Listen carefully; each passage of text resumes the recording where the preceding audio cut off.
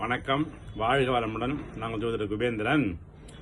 இந்த பதிவு உங்களுக்கு ரொம்ப ஒரு கண்டிப்பாக உபயோகமானதாக தான் இருக்கும். சரிங்களா? அதாவது இந்த பதிவு பார்த்தீங்கன்னா, சொந்த வீடு இல்லாதவங்களுக்கான ஒரு எளிய பரிகார முறைகள் தான்.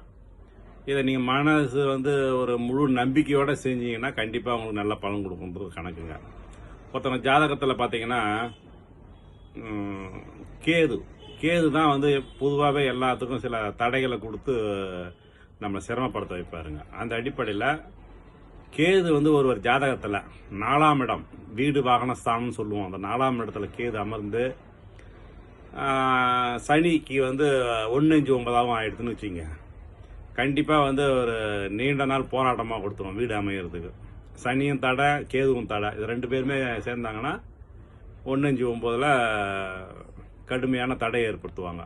அதனால் இப்படிப்பட்டவங்க உங்கள் ஜாதகத்தில் பார்த்தீங்கன்னா 4ஆம் இடத்துல கேது இருக்குதான்னு பார்த்துங்க. கேது நின்ற இடத்துக்கு கூடவே சனியோ இல்லை 5ஆம் இடத்துலையோ இல்லை 9ஆம் இடத்துலையோ சனி இருந்தாலும் இது பொருந்தும். இப்படிப்பட்டவங்க என்ன பண்ணணும், நீங்கள் உங்கள் வீட்டில் தையல் மிஷின் இருக்குது இல்லையா, அந்த தையல் மிஷினை வாங்கியாந்து வச்சுக்கோங்க. வாங்கியாந்து வச்சுக்கிட்டு அதை ரன் பண்ணுறது, ஓட்டி பழகணும். சத்தம் கேட்குற மாதிரி பார்த்துங்க, டெய்லி காலையில் சாயந்தரமாக அதை ஓட்டி கொஞ்சம் பழகி விடுங்க. அது மட்டும் இல்லாமல் ஒவ்வொரு சனிக்கிழமை காலையில் உங்களுக்கு முடிஞ்சால் காலையில் 6 to 7 சனி ஓர, அப்படி இல்லைன்னா யமகண்ட நேரத்தில் பக்கத்தில் எங்கன்னா ஒரு அரச மரத்தடியில் இருக்கிற விநாயகர் கோயிலுக்கு போயிட்டு ஒரு தேங்காய் ஒன்று வாங்கி போய் உங்கள் தலையை சுற்றி சிதறுக்காய் உடச்சிட்டு வந்துடுங்க. ஒவ்வொரு சனிக்கிழமை தொடர்ந்து செஞ்சுக்கிட்டு வாங்க. ஒரு 7 சனிக்கிழமையே செய்யணும். செஞ்சிங்கன்னா கண்டிப்பாக ஒரு நல்ல பலன் கொடுக்கும்.